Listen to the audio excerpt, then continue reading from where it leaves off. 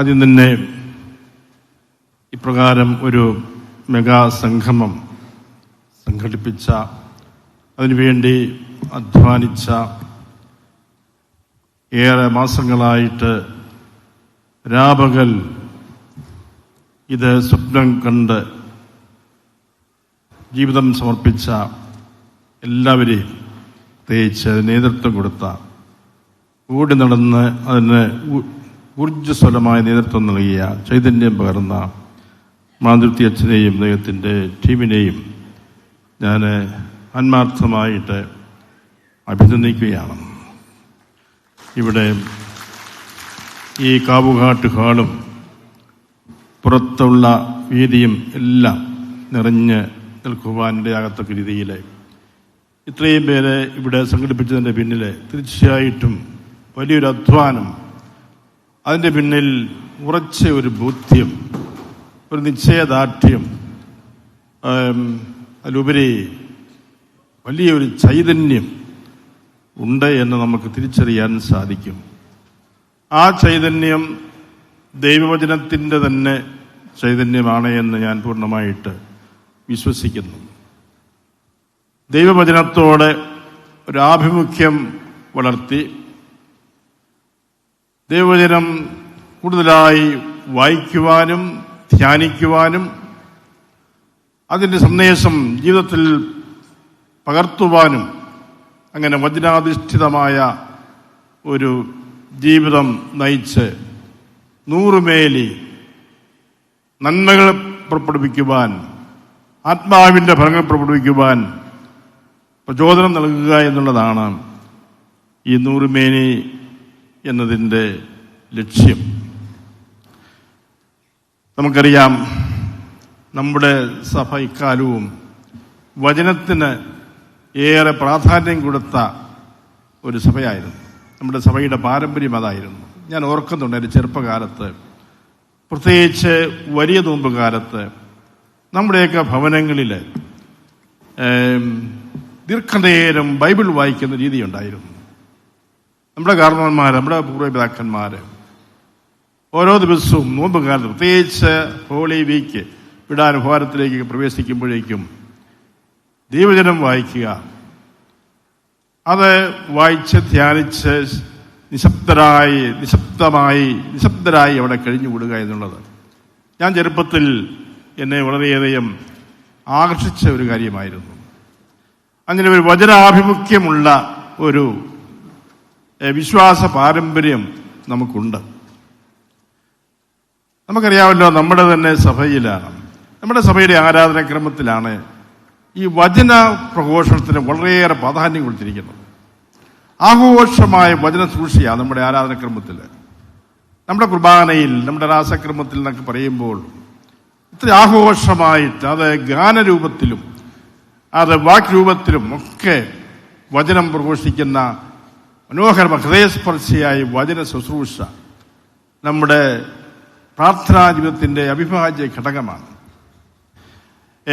നമ്മുടെ ദേവാലയങ്ങളിലാണ് പ്രത്യേകമായൊരു വചനവേദി ആഘോഷമായിട്ട് ക്രമീകരിക്കപ്പെടുന്നത്. അവിടെ നിന്നുകൊണ്ട് വചനം പ്രഘോഷിക്കുന്നു, വചനവേദി, മുമ്പേയമായെന്ന് വിളിക്കുന്ന വചനവേദി.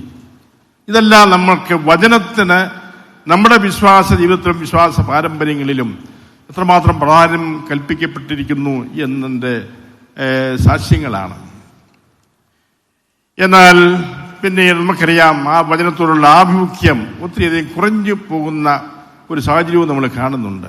അങ്ങനെയുള്ള ഒരു സാഹചര്യത്തിൽ അതൊന്ന് ഊതി കത്തിക്കുക, ഈ വചനത്തോടുള്ള, ദൈവജനത്തോടുള്ള ആ ഒരു ആഭിമുഖ്യം, അതിനോടുള്ള ആദരവ്, ഭക്തി, അതൊന്ന് ഊതി ജ്വലിപ്പിക്കുക എന്നുള്ള ലക്ഷ്യമാണ് നമുക്ക് ഈ 100 മേനിയുടെ പിന്നിൽ ഉള്ളത് എന്നുള്ളത് നമുക്കെല്ലാവർക്കും അറിയാം. അത് നല്ല ഫലങ്ങൾ പുറപ്പെടുവിക്കുന്നതിൻ്റെ വലിയൊരു സാക്ഷ്യമാണ് ഇന്നത്തെ ഈ മഹാസംഗമം. നമ്മുടെ പിതാവ് മാർത്തോമാ ശ്ലീഹ എൻ്റെ കർത്താവും എൻ്റെ ദൈവവും എന്ന് ഈശോയെ നോക്കി പ്രഘോഷിച്ചപ്പോൾ വാസ്തവത്തിൽ നമ്മുടെ സഭയെ തോമാ ശ്ലീഹ ഗർഭം ധരിക്കുകയായിരുന്നു. ആ വചനം എൻ്റെ കർത്താവും എൻ്റെ ദൈവവും ഈശോ മിശിഹായെ കർത്താവും ദൈവവുമായി ഏറ്റുപറയുമ്പോഴാണ് നമ്മുടെ വിശ്വാസം അതിൻ്റെ പൂർണ്ണതയിൽ എത്തുക എന്ന് പറയുന്നു. അപ്പോൾ അന്ന് തോമാസ് ലീഗ നമ്മുടെ സഭയെ ഗർഭം ധരിച്ചു എന്ന് പറയാൻ സാധിക്കും. നമുക്കും പോയി അവനോടൊപ്പം മരിക്കാം എന്ന് പറഞ്ഞപ്പോൾ തോമാസ് ലീഗ ഈ വിത്ത് അവിടെ പാകുകയായിരുന്നു. ആ വിത്ത് നിലത്ത് വീണ് അഴിഞ്ഞു തുടങ്ങുകയായിരുന്നു. അങ്ങനെ അത് 100 മേനി ഫലം പുറപ്പെടുവിക്കുന്ന ഒരു വൻ വൃക്ഷമായിട്ട് മാറിയിരിക്കുന്നു. ആ സഭയുടെ ഊർജ സ്രോതസ് ദൈവത്തിന്റെ വചനമാണ്. ആ വചനം വിശുദ്ധ കുർബാനയിൽ നമുക്ക് അതിന്റെ പൂർണ്ണതയിൽ സ്വീകരിക്കാൻ സാധിക്കുന്നു. അതാണ് സഭയുടെ എല്ലാ പ്രവർത്തനങ്ങളുടെയും ഊർജ സ്രോതസ് ചെയ്ത് സഭ നമ്മളെ പഠിപ്പിക്കുന്നു. അതുകൊണ്ട് വചനം നമുക്ക് ശക്തിയാണ്. വചനം നമുക്ക് വലിയൊരു ആയുധമാണ്. ഇന്ന് ഈ നന്മയെ നിഹനിക്കാൻ ശ്രമിക്കുന്ന തിന്മയുടെ കൂരമ്പുകൾ നമ്മൾ ചുറ്റുപാടും കാണുന്നുണ്ട്. ആ കൂരമ്പുകളെ തകർക്കുവാൻ പര്യാപ്തമായ ദൈവത്തിന്റെ ആയുധമാണ് ദൈവത്തിന്റെ ഈ വചനം. സാത്താനെ തന്റെ വചനം കൊണ്ട് വേദവചനം കൊണ്ട് പരാജയപ്പെടുത്തിയ ഈശോയുടെ മാതൃക തന്നെയാണ് നമ്മൾ സ്വീകരിക്കുന്നത്. വചനം ഹൃദിസ്ഥമാക്കുന്നതിലൂടെ നമ്മൾ തിന്മയ്ക്കെതിരെ അടരാടാനുള്ള വലിയ ഒരു ആയുധ ശേഖരം നമ്മൾ സമാഹരിക്കുകയാണ്. അതാണ് വചനം ഹൃദിസ്ഥമാക്കുന്നതിന്റെ അർത്ഥം. ഏതവസരത്തിലും ഏത് ചുറ്റുപാടുകളിൽ നിന്ന് ഏത് വശത്തു നിന്ന് ആക്രമണം ഉണ്ടായാലും ശരി, അതിനെ തകർക്കാൻ പറ്റുന്ന രീതിയിലുള്ള ആയുധ ശേഖരം അത് വേദപുസ്തകത്തിലുണ്ട്. അതാണ് വിശുദ്ധ വചനമെന്ന് പറയുന്നത്. അതുകൊണ്ട് അത് സ്വന്തമാക്കുവാൻ, അത് കണ്ടെത്തുവാൻ, അത് തിരിച്ചറിയുവാൻ, ആ ആയുധം എടുത്തുപയോഗിക്കുവാൻ ഉള്ള ആ ഒരു ഉന്മേഷം പകരുക എന്നുള്ളതാണ് നമ്മുടെ ഈ 100 മേനി ലക്ഷ്യം വയ്ക്കുന്നത്. പ്രിയപ്പെട്ട, ഞാൻ നിങ്ങളെല്ലാവരെയും അഭിനന്ദിക്കുകയാണ്. കൊച്ചു കുഞ്ഞുങ്ങൾ മുതൽ മുതിർന്ന പ്രായമായവർ വരെ, വലിയ മനുഷ്യന്മാർ വരെയുള്ളവര് ഈ വചനത്തിന്റെ ആയുധം എടുത്തുപയോഗിക്കുവാൻ സജ്ജരായിരിക്കുന്നു. അവരതിന് കെൽപ്പുള്ളവരായിരിക്കുന്നു എന്നുള്ളത്. അതുകൊണ്ട് ഈ വചനവേദി ഇനിയും 100 മേനി ഫലങ്ങൾ പുറപ്പെടുവിച്ച് അത് ഈ നമ്മുടെ ഈ സമൂഹത്തെ കൂടുതൽ ചൈതന്യവത്താക്കട്ടെ എന്ന് ഞാൻ പ്രത്യേകമായിട്ട് പ്രാർത്ഥിക്കുകയാണ്. ഞാൻ സമയം അതിക്രമിച്ചതുകൊണ്ട് ഞാൻ ദീർഘിപ്പിക്കുന്നില്ല.